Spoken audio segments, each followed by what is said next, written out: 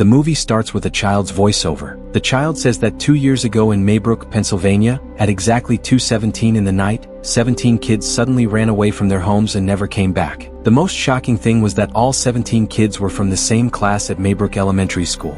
That class had 18 kids in total. Out of them, 17 disappeared and only one kid, Alex, was left.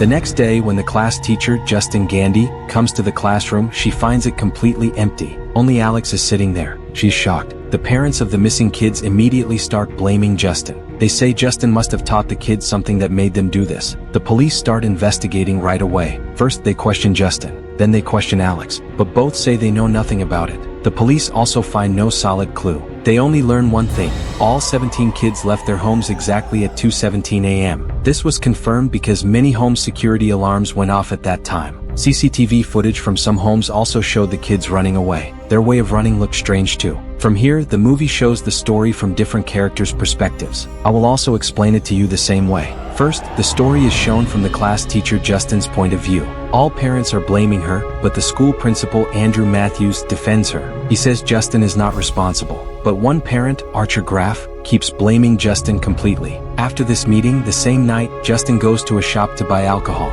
There she meets a drunk man named James. He asks her for money, but Justin ignores him and goes home. Justin is scared that some angry parent might attack her. Some parents have already started calling her from unknown numbers and threatening her. The next morning, Justin sees someone has written the word "witch" in big letters on her car with paint. She is forced to complain to the police. Here we meet a police officer named Paul. Paul and Justin are close friends and know each other well. Now in school, Justin wants to talk to Alex, but the principal, Marcus, refuses. He says since Alex is the only kid who didn't disappear, the police and other departments have already questioned him a lot. Because of the parents' pressure, Principal Marcus tells Justin to take a break for a few days. Otherwise things might get worse. Even though she doesn't want to, Justin takes the break, but she still keeps watching Alex secretly. That night, Justin goes to a bar where Paul comes to meet her. They talk about everything that has been happening recently. The strange thing was Paul was already married. His wife's name was Donna, and Justin knew this too. The next day, Justin again follows Alex and tries to talk to him, but Alex clearly refuses and runs away. Justin doesn't give up and goes straight to Alex's house. She knocks on the door, but nobody opens it. Then Justin notices that all the windows of the house are covered with paper. Through a small gap in one window, she sees Alex's parents sitting on the sofa like statues, as if they are in some kind of trance. Justin gets scared and quickly calls Principal Marcus. She tells him they need to legally check Alex's house to make sure he is safe. That night, Justin sits in her car outside Alex's house to watch. Late at night, she falls asleep. Suddenly, Alex's house door opens. Alex's mother comes out holding a pair of scissors. She walks strangely toward Justin's car, quietly opens the door, and cuts a small piece of Justin's hair while she sleeps. Justin doesn't feel anything. Now the story changes perspective. This time, it is shown from Archer Graff's point of view. Archer is the father of Matthew, one of the missing kids. He is the same man who shouted at Justin in the parent-teacher meeting. When Justin had gone to the shop earlier, Archer was following her. He was the one who wrote "witch" on her car. He suspects Justin and keeps an eye on her. Archer keeps asking the police if they have found his son, but they have no answer. So, he starts investigating himself.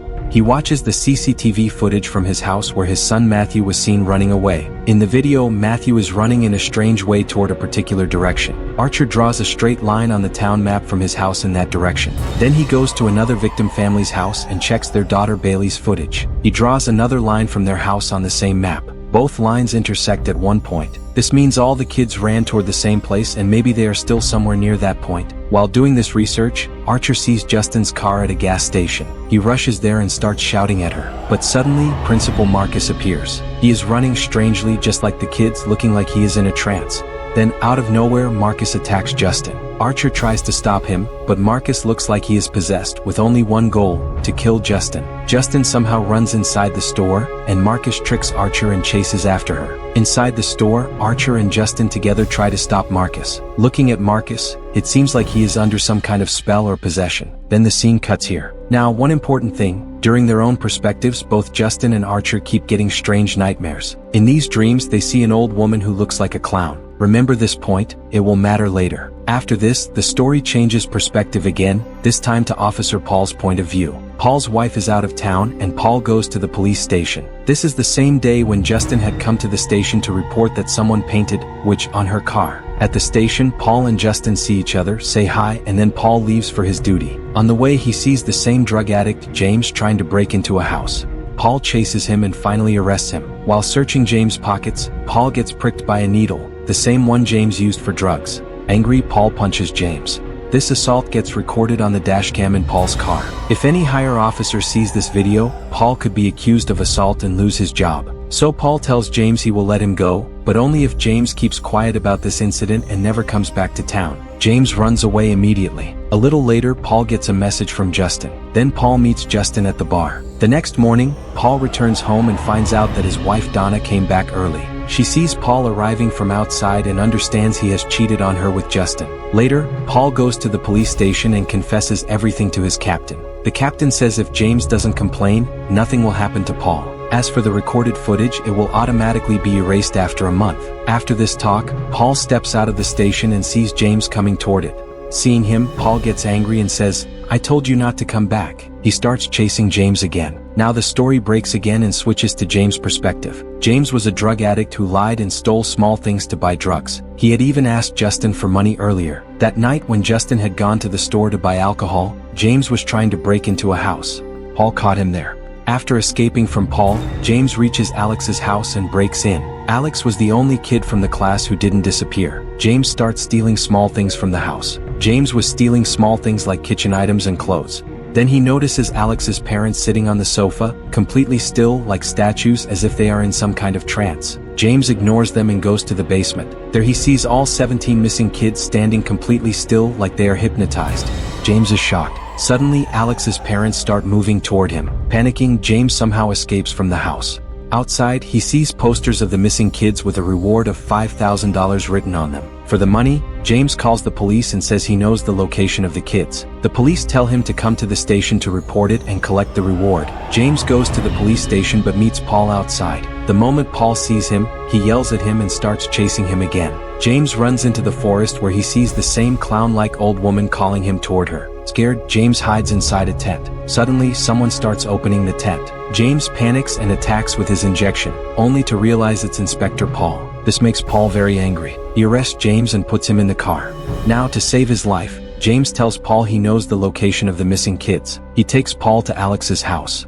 Paul locks James in the car and goes inside to check the house. But even after a long time, Paul doesn't come back. James waits inside the car until, late at night, Paul finally appears, but he is in a trance-like hypnotized state. Without a word, Paul drags James inside Alex's house.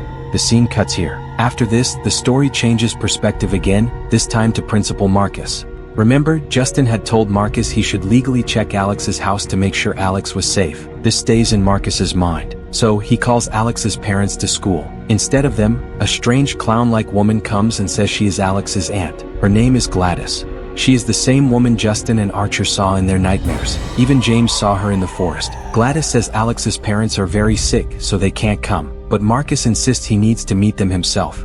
Otherwise, he will visit their house and if needed, he will involve child services. Gladys clearly doesn't like hearing this. In the next scene, Marcus is at home with his husband. Suddenly, Gladys comes uninvited. She asks for a bowl of water.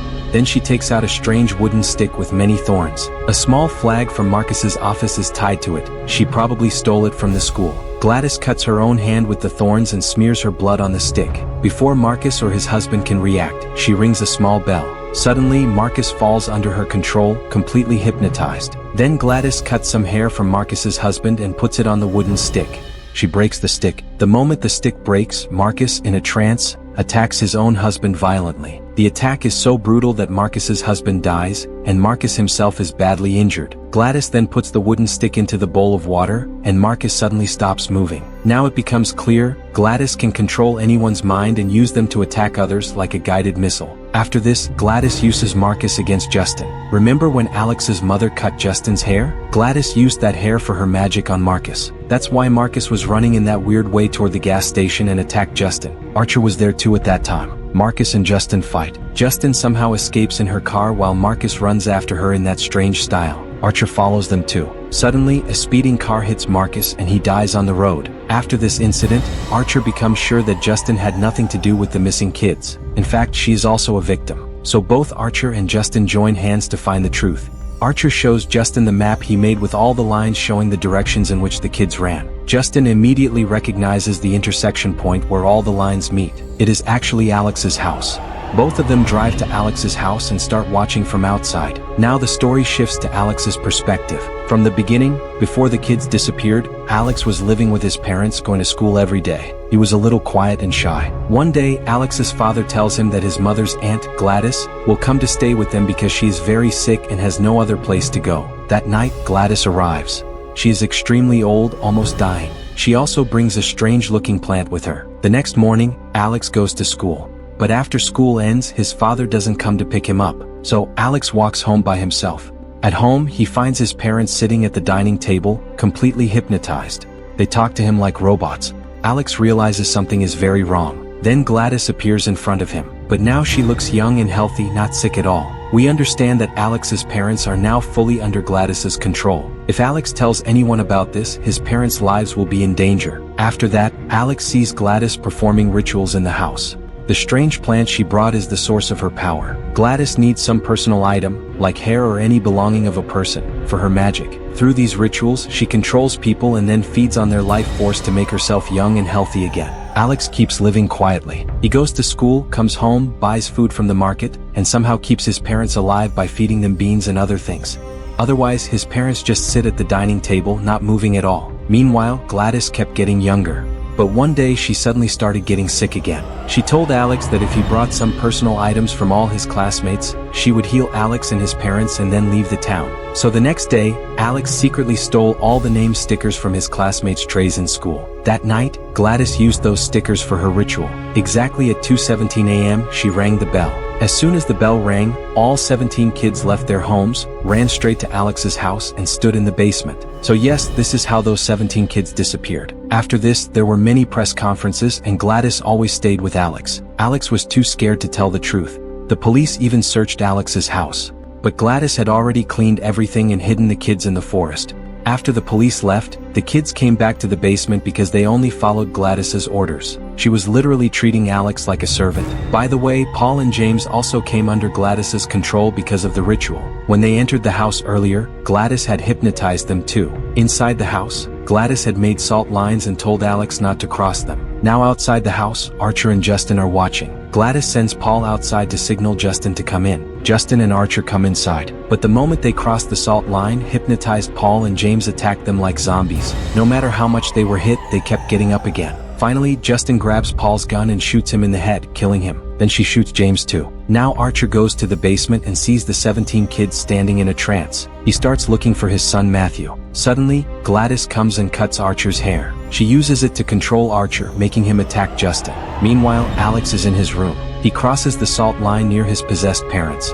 They immediately attack him, so Alex runs. He somehow reaches Gladys's ritual room. Gathering courage, Alex breaks a stem from her magic plant, takes some hair from Gladys's wig, and performs the ritual on her. He smears his blood on the stem and breaks it. Alex had secretly learned the ritual by watching Gladys, and now he used it against her. As a result, the 17 kids under her control turned against her. They all started chasing Gladys. She ran across the whole town while the kids kept running after her. The entire town watched this terrifying scene. Finally, the kids caught Gladys and attacked her. That was the horrific end of Gladys. The moment Gladys dies, everyone's hypnosis breaks. Archer comes back to his senses, and Justin survives too because Archer had been controlled only recently, so he was completely fine. But the others who had been under the spell for a long time, the 17 kids and Alex's parents, were now like living corpses. Finally, Archer is reunited with his son Matthew, but Matthew still doesn't speak. The voiceover tells us that even after 2 years, Alex's parents haven't recovered. They still have to be force-fed. Alex now lives with his other aunt, who is a normal and kind person. The kids mostly stay silent too. After about a year, some of them slowly start recovering and talking again. And that's where the movie ends. Guys, I'm on a journey to reach 1 million subscribers in just 3 months. Every single one of you matters. So please subscribe and let's grow together.